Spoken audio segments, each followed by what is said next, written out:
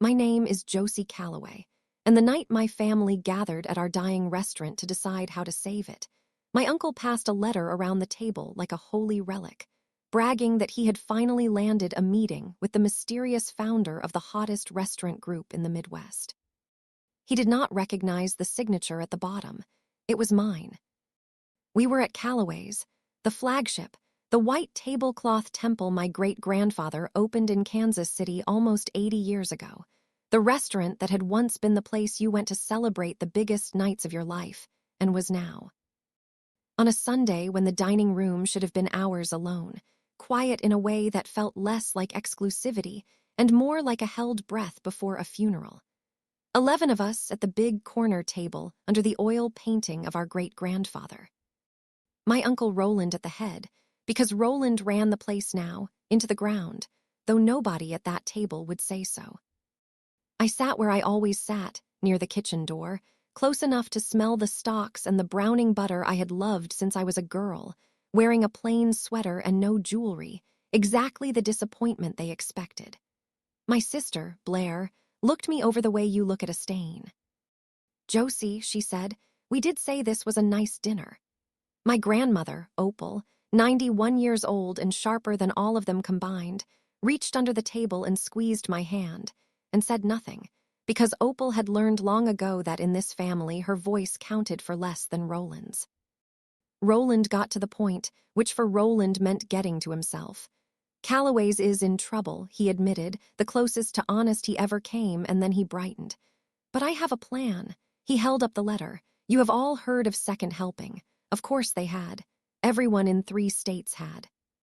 The restaurant group that had exploded out of a single food truck a few years back, the one the critics loved, the one that had somehow made honest comfort food into the most sought-after seats in the city. "I have been trying for months to get a meeting with the founder," Roland said. Total recluse. Never does press, and I finally got this. He waved the letter. A meeting. If Calloway's can partner with Second Helping, borrow some of that magic, we are saved. Then he looked at me, and he could not help himself. He gestured at my sweater. Meanwhile, he chuckled, "Some of us are still playing with our little taco truck. Josie, sweetheart, when are you going to grow out of that phase?" The letter he was passing around, the one signed by the founder he would crawl over glass to meet, was signed by me. I had signed it 3 weeks earlier at the desk of a company I built with my own 2 hands out of a single dented truck. My uncle was holding my signature in the air and using his other hand to point at me and laugh. "I need you to sit inside that gap, because everything that matters lives there." My family had gathered to be saved by a stranger they worshipped, and that stranger was the daughter they were embarrassed to seat at a nice dinner. And I had to decide, right there at the table where I had eaten Sunday dinners my whole life, whether to keep being the quiet one by the kitchen door, or to finally say what was in the pot. To understand how I ended up holding that secret, you have to understand the one true thing my grandmother taught me, standing at her stove when I was 7 years old, which turned out to be the truest thing anyone has ever told me about food and about family both. I could not get her braise right. I kept following the recipe card, the famous Calloway card, the one written in my great-grandmother's hand, and it kept coming out wrong, and I was near tears. And Opal took the card out of my hand and set it face down on the counter. "Josie," she said, "a recipe is just a photograph of one meal somebody made one time. The food does not live on the card. It lives in the pot. You have to taste as you go and trust your own tongue, and have the nerve to change what the card says when the dish in front of you needs something different." Then she handed me a spoon and told me to taste. It needed salt. The card did not say so. I added it anyway, and it was right, and she smiled at me like I had discovered fire. Taste as you go. I have been trying to remember that my whole life, and I spent most of it forgetting. Because the Calloways did not, as a family, taste as they went. We cooked from a card. My great-grandfather made one great success one time, and for 3 generations we had been trying to reheat it, terrified to change a thing, mistaking a photograph of the past for a living meal. My father ran Calloway's that way until he died, and my Uncle Roland ran it that way after, propping up the reputation while the actual food got tired and the actual room got empty, because to taste honestly would mean admitting the dish had gone off, and no one had the nerve. I was raised on that card too, in every way. There was a Callaway way to be a success, and it was law offices and boardrooms and country clubs, and my sister Blair followed it to the letter and became a partner at a firm and never once had to ask herself if she actually liked the taste of her own life. I tried to follow it. I got the business degree. I took the respectable job. And I was miserable in a way I could not explain, because the card said this was success, and my own tongue kept telling me it was wrong, and I did not yet have the nerve to trust my tongue over the card. The thing that finally gave me the nerve was grief and a spoon. When my father died, something in me came loose. I was 30 years old, sitting in a job that was slowly killing me, and I went to Opal's house because I did not know where else to go, and she put me to work at her stove the way she always had. We cooked her braises and her hand pies, and the things that were not on any Callaway menu because they were too humble, too much like real food, and not enough like a photograph. And standing there with a spoon in my hand, tasting as I went, I was happier than I had been in a decade. Opal watched me and said, quietly, "You belong in a kitchen, child. You always have. They just kept handing you the card." So I quit, and my family reacted like I had committed a crime. A Callaway, they said, a girl with every advantage, throwing it away to sell food out of a truck like a common vendor. Blair told me at my own father's memorial that I was embarrassing his legacy. Roland offered me, with great generosity, a hostess job at Callaway's to keep me off the streets. And I took the small inheritance my father left me and I bought a used food truck. And I did the thing they could not forgive, which was to be happy doing work they thought was beneath us. Here is what happened while they were busy being ashamed of me. The truck was good. Not because I got lucky, but because I finally cooked from the pot instead of the card. I served my grandmother's recipes, but living, tasted, and adjusted every single day, and people lined up around the block for food that tasted like it came from somebody's actual kitchen. I called it second helping, because it was my second chance, and because I wanted people to want another bite. My first hire, a line cook named Theo who believed in the thing before he had any reason to, became my partner. One truck became three. Three became a little restaurant, then a bigger one. We grew across the Midwest, honestly, one room at a time, and the critics who had ignored Callaway's for years wrote love letters to a food truck girl who had never told a single one of them her last name.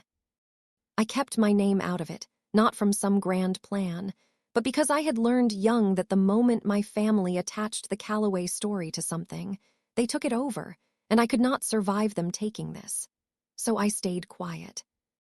And my Uncle Roland, drowning, went chasing a partnership with the famous Second Helping Group as the thing that would save Callaway's, never once suspecting the recluse he was chasing had eaten Sunday dinner at that table her whole life. Which brings us back to Roland, holding my signature in the air, pointing at me and laughing about my little taco truck. The old Josie would have swallowed it. She would have let him finish, murmured something small, and gone home aching, telling herself she had kept the peace. I felt her rising in me, ready to go quiet one more time. But I was sitting in the restaurant my grandmother taught me to love, with her hand still warm in mine, and I finally trusted my own tongue. "Roland," I said, "you are not going to get a meeting with the founder of Second Helping." He barely glanced at me. "Josie, the adults are talking." "I know," I said, "that is why I am telling you. You will not get a meeting with the founder, because you are already at dinner with her." My family went still in the particular way a room goes still when it senses weather. "I built Second Helping," I said. "That letter in your hand, the one you have been waving around all night, is signed by me. That is my signature, Uncle Roland. I signed it 3 weeks ago at my own desk. The recluse you have been chasing for months is the niece you just told to grow out of her phase." For a moment, nobody breathed. Blair laughed once, sharp and disbelieving, because it was easier than the alternative, and then she looked at my face and looked at the letter, and the laugh died. Roland turned the letter over in his hands like it might change.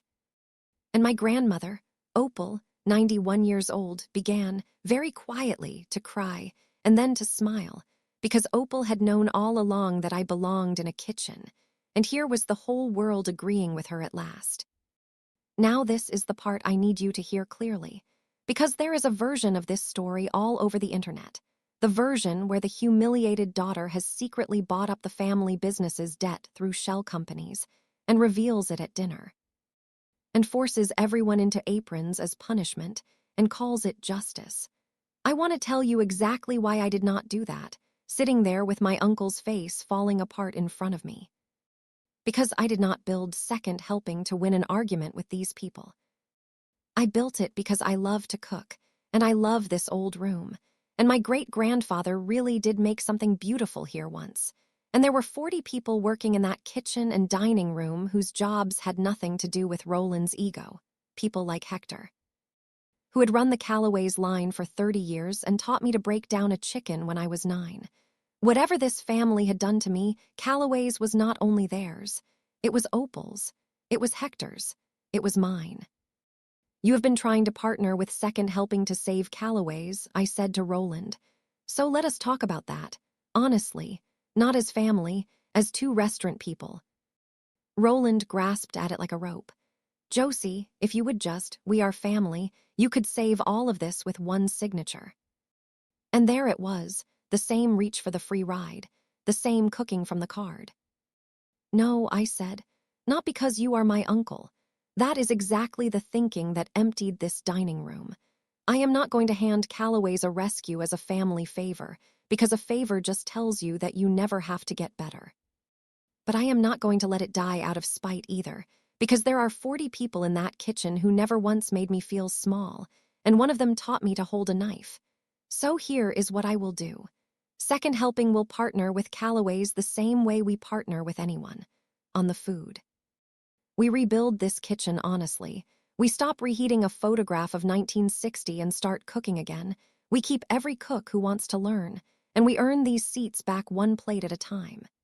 If this family can do that, Callaway's lives, and I will be proud to have my name on it. If you would rather keep waving a recipe card at an empty room, then that is your choice, and no amount of blood will change it.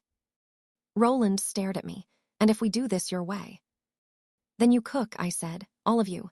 You taste as you go, you learn what this place forgot. My uncle put his face in his hands. My sister Blair spoke then, and her voice had lost all its polish.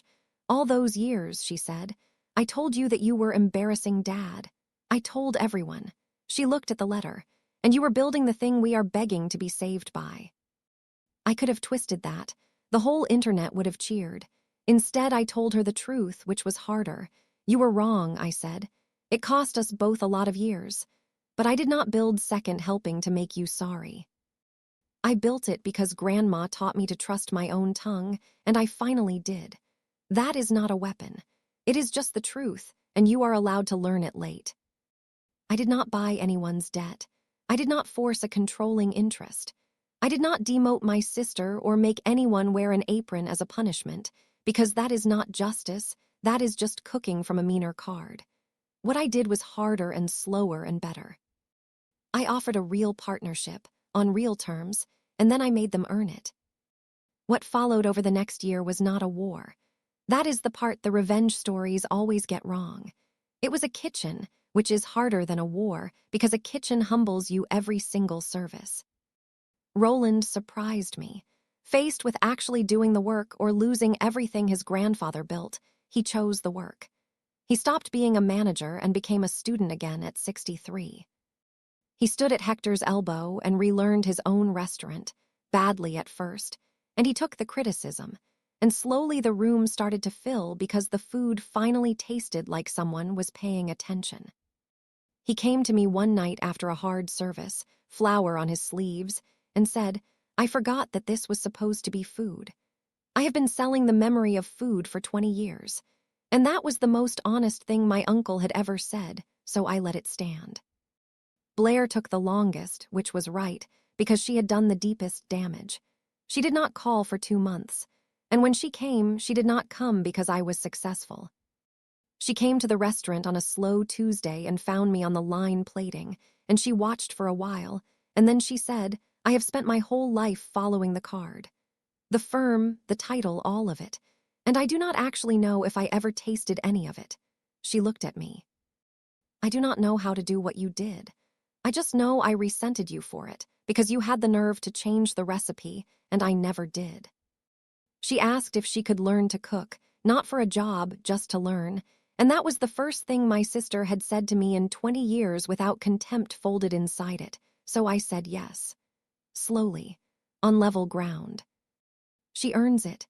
She comes on weekends and works the prep station and complains and laughs at herself. And last month she made my grandmother's braise from the pot instead of the card, tasting as she went. And she added salt the card did not call for, and it was right, and she cried a little. And I understood exactly why. I forgave my family. I want to be clear that I did, because forgiveness is not pretending it never happened. I forgave them, and I did not hand them back the key to the part of me they had spent 30 years telling was an embarrassment. Roland is my uncle again, a humbler and better one, but he runs Calloway's as my partner who earned it, not as a man I owe my dream to. Blair is my sister again, slowly, on ground we are building fresh. My cousin Reed asked to train in our kitchens and traded his watch for a pair of good knives and never looked back. And Opal, my grandmother, 91 years old, sat in the newly full dining room of Calloway's on the night we earned our first real review in a decade, and she held my hand under the table again, and she said, "You tasted what was actually in the pot, child. That is all I ever wanted for you." I kept the first spoon from my first food truck. It hangs in my office now, not to remind me where I came from, but to remind me of the day I finally trusted my own tongue over somebody else's card. Because here is the thing my grandmother taught me at her stove, the thing that turned out to be about so much more than braising. A recipe is just a photograph of one meal somebody made once. The food does not live on the card. It lives in the pot. You have to taste as you go, and trust your own tongue, and have the nerve to change what the card says when the dish in front of you needs something different. My whole family had been cooking from a card for 3 generations, reheating one old success, too afraid to taste what was actually in the pot. I stopped cooking from their card.